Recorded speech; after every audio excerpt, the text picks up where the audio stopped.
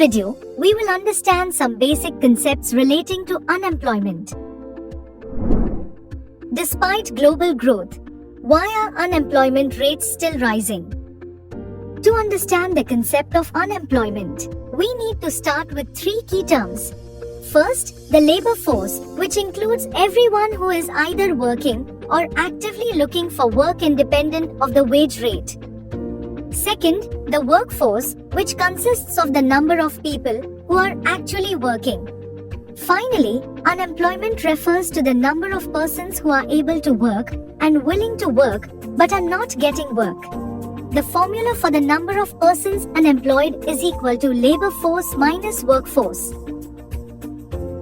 Let's understand the difference between labor force and labor supply.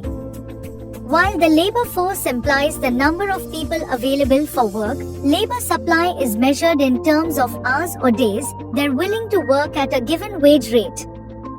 This means the labor force changes only with a change in the number of people willing to work, whereas labor supply can change even without any change in the number of people, depending on how many hours each person is willing to work. As we know, the number of unemployed individuals is calculated by subtracting the workforce from the labor force.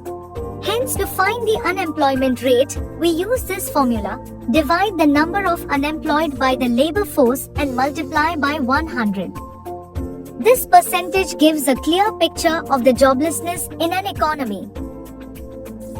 Another important metric is the participation rate. This measures the proportion of the population that is engaged in productive activities or value addition to the economy. Calculated by dividing the workforce by the total population and multiplying by 100, the participation rate reflects the active involvement of people in the labor market.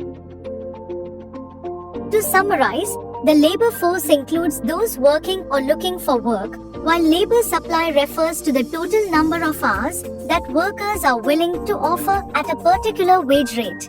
The workforce consists of those employed, with the unemployment rate capturing those who are actively seeking jobs. The participation rate provides insight into the proportion of the population that is engaged in productive activity.